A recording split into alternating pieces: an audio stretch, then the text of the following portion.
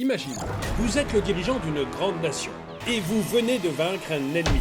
Et pas n'importe quel ennemi, le diable en personne. Mais voilà, un nouveau danger pointe à l'horizon, peut-être même plus grand. Et pour vaincre ce nouveau danger, vous devez vous allier avec le diable que vous venez de vaincre. Que faites-vous? C'est à cette question qu'ont dû répondre les dirigeants américains en 1945. Après la Seconde Guerre mondiale, les États-Unis ont recruté des scientifiques nazis pour pouvoir les aider à gagner la guerre froide. C'est l'histoire de l'opération Paperclip. Bonjour, je suis François Xavier et je vais vous raconter cette histoire. L'opération Paperclip était une mission top secrète menée par les États-Unis pour recruter des scientifiques de l'Allemagne nazie après la Seconde Guerre mondiale. L'objectif était d'empêcher l'Union soviétique d'acquérir toute technologie allemande en matière d'armes nucléaires et de renforcer la communauté scientifique américaine. Il s'agit d'un événement peu connu de l'histoire mais qui, selon moi, est très important. Durant les guerres successives, dans la course à la puissance, les pays engagés ont développé plusieurs projets et opérations dont la plupart étaient tenues secrètes, comme l'opération Paperclip. L'opération Paperclip, c'est un programme de renseignement secret des États-Unis vers la fin de 1945. Elle a été mise en place par l'état-major de l'armée américaine. Elle est aussi appelée opération Overcast. Elle consistait, à la fin de la Seconde Guerre mondiale, à recruter et à exfiltrer environ 20 000 scientifiques et techniciens nazis pour un emploi gouvernemental aux USA. Le but de cette opération est de récupérer le savoir-faire du complexe militaro-industriel allemand qui, alors, était affaibli par la guerre. En effet, les Américains ne voulaient pas que toute cette intelligence scientifique tombe entre les mains des Soviétiques. À cette période, les États-Unis se préparaient en effet à entrer en guerre froide. Dans la course aux armements et à l'espace, les Américains voulaient à tout prix récupérer le savoir-faire de l'Allemagne nazie en matière d'armes chimiques, de missiles, de fusées, d'équipements navals, d'avions à réaction et à propulsion, mais également de médecine. De leur côté, les Soviétiques ont également lancé une opération comparable, appelée Opération Oziovakim. Plus de 2200 scientifiques allemands, avec leurs familles, ont été déportés en URSS. Parallèlement, la France et l'Angleterre menaient aussi des opérations d'exfiltration similaires. Mais ce sont les États-Unis qui ont recruté le plus grand nombre de déportés allemands. Cette opération a contribué largement au développement militaro-industriel des États-Unis, ainsi qu'à l'avancée technologique des Américains, notamment durant la guerre froide. Durant la Seconde Guerre mondiale, l'Allemagne sous le Reich se distinguait grâce à ses inventions technologiques. Le missile V2, arme de guerre redoutable, a été créé par des scientifiques allemands. Ce fut l'une des inventions les plus convoitées par les pays occidentaux. À cette époque, Hitler avait aussi laissé entendre qu'il créait un gaz neurotoxique et travaillait sur la peste bubonique. Ce qui alerta les autres pays qui craignaient la suprématie nazie. Toutefois, à la fin de la Seconde Guerre mondiale, l'Allemagne est désavantagée sur le plan logistique. En effet, le Reich est forcément très affaibli après la conquête de l'URSS et sa course vers le Caucase. Le complexe militaro-industriel ne peut donc plus assurer la protection du Grand Reich contre l'armée rouge. Et c'est alors qu'en début 1943, le gouvernement allemand rappelle ses scientifiques, ingénieurs et techniciens partis au front. Il leur demande de retourner en Allemagne et de développer de nouvelles recherches. Mathématiciens, savants, doctorants, mécaniciens sont libérés du devoir de caper. Lors de ce rappel du gouvernement allemand, un illustre ingénieur scientifique du nom de Werner Heisenberg a mis en place une liste des plus grands scientifiques à réintégrer. Et, en 1945, un technicien de laboratoire polonais trouva les morceaux de cette liste dans les toilettes de l'université de Bonn. Celui-ci s'empressa de le transférer au MI6, les services secrets britanniques. Ces derniers transmettent les renseignements alors aux Américains. Et très vite, le chef de l'armée américaine affine sa liste de scientifiques allemands. L'opération Overcast est la première phase de l'opération Paperclip. Le chef de l'armée américaine est maintenant en possession de la liste des scientifiques allemands. Et il a pour but et comme unique objectif de les interroger.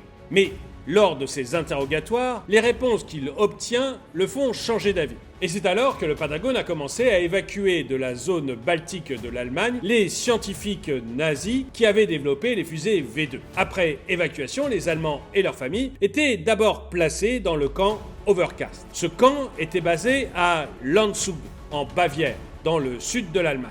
Un service secret spécial appelé JIOA a été créé par les Américains pour gérer cette opération. La JIOA était une sous-agence du service de renseignement secret interarmé. Et en novembre 1945, la JIOA attachait des trombones sur les dossiers des experts en fusée que les Américains souhaitaient employer aux États-Unis. C'est à partir de cela que le projet a été dénommé Paperclip.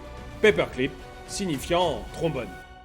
Avant l'opération Paperclip proprement dite, les Américains ont déjà mis en place un centre d'information appelé CIOS.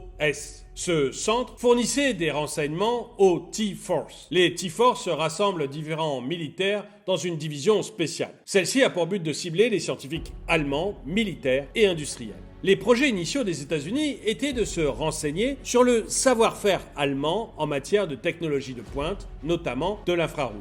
Les Américains pensaient l'utiliser dans la guerre contre le Japon, parce qu'à cette période, il n'était pas encore question de craindre l'URSS. Mais lorsque les Américains eurent vent des projets de l'URSS, ils commencèrent à enlever des scientifiques allemands dans la Saxe et la Thuringe. Ces deux camps faisaient partie des lieux occupés par les soviétiques. Et ce que craignaient les États-Unis, c'était que l'expertise allemande tombe entre les mains des soviétiques. Les opérations d'évacuation ont donc eu lieu en premier dans ces zones-là. C'est environ 1800 scientifiques et techniciens, ainsi que 3700 membres de leur famille, qui ont été évacués lors de cette première phase. Après interrogatoire, certains scientifiques ont été placés dans des camps en Allemagne, puis en France. D'autres ont rejoint le camp Overcast. Le président de l'époque, Harry Truman, a insisté sur le fait que seuls les scientifiques qui n'avaient pas commis de crimes nazis et qui n'étaient pas chargés de crimes pouvaient être recrutés par les États-Unis.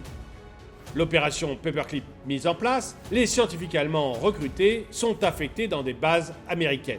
Ils furent affectés principalement dans des bases de White Sand, dans le Nouveau-Mexique, et à Fort Bliss, au Texas. Tout ça pour travailler dans le département spécial de la guerre. D'autres sont envoyés dans le Missouri pour travailler sur les carburants synthétiques dans une usine chimique. Parmi les protagonistes de cette opération, on peut citer par exemple Wernher von Braun, qui fut chargé du développement de l'arsenal des fusées auprès de la NASA.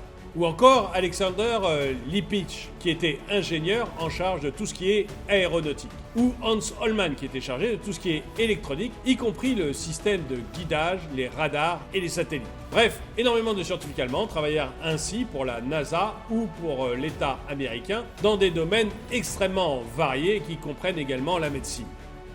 L'une des grandes inventions, par exemple, qui est liée à l'opération Paperclip, c'est l'élaboration des missiles balistiques Jupiter pour le compte de l'armée américaine. Ces missiles ont joué un rôle clé dans la guerre froide, puisque 45 missiles Jupiter ont été pointés vers l'Union soviétique entre la Turquie et l'Italie. Pour la petite histoire, le missile Jupiter est un missile court embarqué sur un bateau. D'autres missiles Jupiter ont été également déployés vers Cuba durant la guerre de Cuba. On peut également citer d'autres grandes inventions liées à l'opération Paperclip. Par exemple, le lanceur Saturn V, qui a été créé par Wernher von Braun. Cette fusée a permis les premières missions humaines sur la Lune avec le programme Apollo. Elle a été développée dans le contexte de la course à l'espace entre les Soviétiques et les Américains en 1960. Une autre invention liée à l'opération Paperclip, c'est celle de l'aile en flèche, un projet mené par Adolf Busemann pour améliorer les performances des avions à grande vitesse. L'aile en flèche est un type particulier d'aile en flèche sur les avions. Elle a été conçue pour permettre une grande performance et un ajustement efficace des problèmes structurels que peut rencontrer l'avion.